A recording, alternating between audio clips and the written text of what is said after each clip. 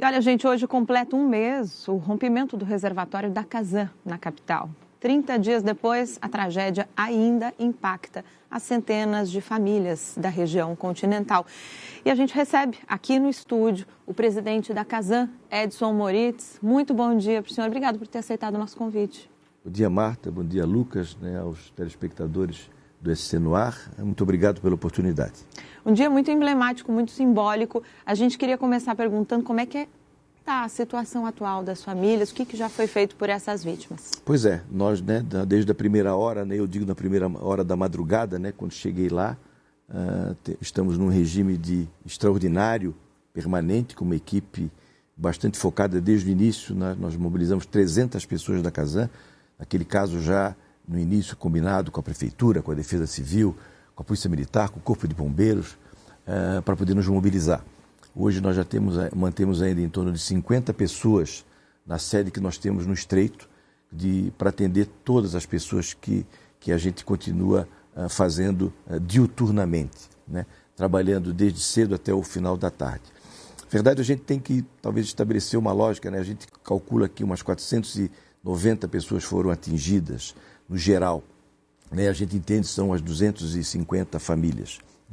E de lá para cá, nós, por orientação, inclusive, que é um traço do governo Jorginho Melo, que é cuidar das pessoas com humanidade, nós demos um tratamento muito rápido para poder acolher essas pessoas na medida do possível.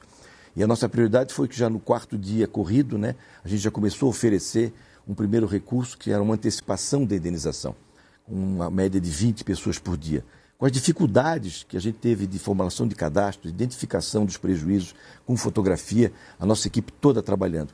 Mas isso não fez com que a gente não desse a velocidade necessária, que foi a meta que o governador estabeleceu, e já no dia 9 a gente começou a fazer os primeiros pagamentos. Se a gente for olhar então esses 30 dias, foram na verdade 158 pessoas que tiveram essa chamada antecipação da indenização feitas. Nós tivemos então os móveis, a gente chama de móveis, que é aquilo dentro da casa, é a cama, é a geladeira, é o micro-ondas, para eles poderem recomprar e voltar às suas casas.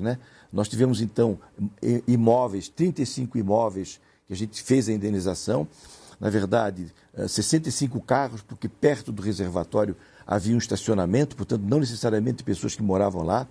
Nós tivemos, então, a ajuda para aluguel em torno de 6 pessoas e depois nós fomos para o chamado pronto pagamento, que foi uma verba emergencial, construída com os líderes comunitários, oferecendo um valor para poder ter os remédios, as primeiras necessidades de alimentação, o transporte. Começamos a pagar isso faz 10 dias e já hoje a gente deve terminar de pagar para todo mundo esta verba em torno de 150 pessoas. Isso tudo, então, totalizou hoje, em data de hoje, em torno de 4.205 mil reais, Mas gosto de dizer também que a gente deu o apoio desde a primeira hora, com psicólogos, com médicos, Nós contratamos uma clínica especializada no Estreito para poder atender durante toda a semana e até no sábado. Já foram 42 atendimentos. Colocamos uma UTI da Unimed permanentemente na comunidade, por 101 atendimentos que nós tivemos aqui. Nós foram mais de 10 mil refeições, café da manhã, almoço, jantar, e isso permanece. Então essa foi a ajuda que a gente procurou dar num primeiro momento. E a ajuda continua. Nós continuamos em estado sempre extraordinário, até que a gente tenha todo mundo atendido, certo? E essa é a nossa meta, trabalhando sempre com as lideranças comunitárias e trabalhando diretamente, sem nenhum problema, para poder atender a comunidade do Sapé, que eu quero elogiar aqui, que teve um comportamento exemplar diante desse evento extraordinário que aconteceu lá naquela localidade. Presidente, a gente acompanhou desde as primeiras horas dessa tragédia, A gente mostrou tudo aqui no SC no Ar ao vivo, a gente mostrou inclusive o seu posicionamento, quando o senhor chegou lá, as suas palavras. E, enfim, a gente quer saber agora, daqui para frente, como é que está o andamento das vistorias dos reservatórios pelo Estado, Perfeito. Porque isso também preocupa, São quantos reservatórios? Isso, são 1.080 reservatórios. Aconteceu no dia 6, dia 7, que foi o feriado. Eu já editei 3 portarias. A primeira, obviamente, para fazer uma análise rápida e mais profunda sobre o que tinha acontecido no reservatório Monte Cristo. Já no domingo de noite eu já estava diante dessa informação. Polinizamos essas informações desde a primeira hora com o Ministério Público, quando eu estive na sexta-feira, no dia 6, informando a promotoria da 7ª Promotoria, da 20ª Promotoria de Moralidade e de Consumo, os promotores Rafael e Wilson. Depois voltei lá no dia 20 e naquele momento, então, a gente estabeleceu, primeiro, entender o que tinha acontecido com o R4, como a gente chama dentro da empresa. E automaticamente pedi a todas as superintendências, são 4 superintendências, que fizessem de caráter de urgência uma verificação dos nossos reservatórios. Recebi os primeiros relatórios, não vimos nada naquele momento que pudesse nos preocupar no curto prazo. Algumas medidas que já tinham, eu disse, se houvesse algum caso preocupante, era para atuar imediatamente.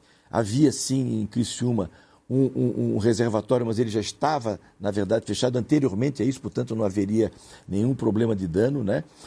Continuamos com isso, criei uma comissão. Essa comissão hoje são 10 engenheiros que não tem nada a ver com o R4, né? E ontem recebemos, inclusive, já um outro trabalho muito profundo, identificando o que a gente podia chamar de pontos críticos, não usar. E acabamos verificando, inclusive, que muitas questões que não necessariamente são da Casan, mas dos entornos onde há determinados reservatórios, com alguns terrenos que não foram devidamente calçados, com arrimos, né? Identificamos todos eles e estamos atuando de maneira forte. Inclusive, em conta disso, nós temos uma barragem importante aqui em Siderópolis. A diretoria esteve lá, certo? Em razão muito mais da sua potência de geração de energia e de água, está sob controle, porque nós sabíamos que teria esse volume de chuvas, né? Então nós estamos indo diretamente às cidades, olhar em loco para saber se tem alguma outra coisa que a gente tenha que fazer. E temos uma equipe permanente em alerta nesse sentido. O senhor já disse que o diálogo com a construtora Gomes e Gomes, responsável por construir, né, o reservatório do Monte Cristo, ele era quase nulo. Como é que está? Houve alguma mudança nesse sentido? Não, porque desde o dia, na quarta-feira, quando aconteceu o episódio, né, a nossa equipe, a nossa gerente que faz o contato com ele, já teve dificuldade de falar com ele, né? Há registros, inclusive, de tentativas de telefonema, de e-mails. Inclusive, foi revelado pela imprensa essa questão. O que nos assustou nesse primeiro momento, né? Um dos proprietários esteve lá na quarta-feira, falou com a Polícia Civil e depois foi embora. Nós temos, inclusive, né, registros sobre isso. Esses registros nós compartilhamos sempre com o Ministério Público. Está de posse também do trabalho do Tribunal de Contas do Estado, que faz um trabalho conjunto com o Ministério Público, ajudado com as informações da Casan para poder ter essas informações. E de lá para cá, de fato, a empresa não teve contato com eles. Ofereceram uma máquina e um caminhão na quarta-feira, não há contato, eu não consegui falar com ninguém, a empresa não conseguiu falar com ninguém. Numa audiência que eu tive na Assembleia, eu manifestei exatamente isso, né? E ontem tivemos uma boa notícia, né, na providência do Ministério Público, já autorizada pela Justiça, a Vara da Fazenda Pública, o bloqueio dos bens para preservar, obviamente, o patrimônio da Casan, mas fundamentalmente das indenizações das pessoas que foram afetadas. A gente vai dar essa notícia daqui a pouquinho, então, sobre o bloqueio de bens da construtora Gomes e Gomes, né?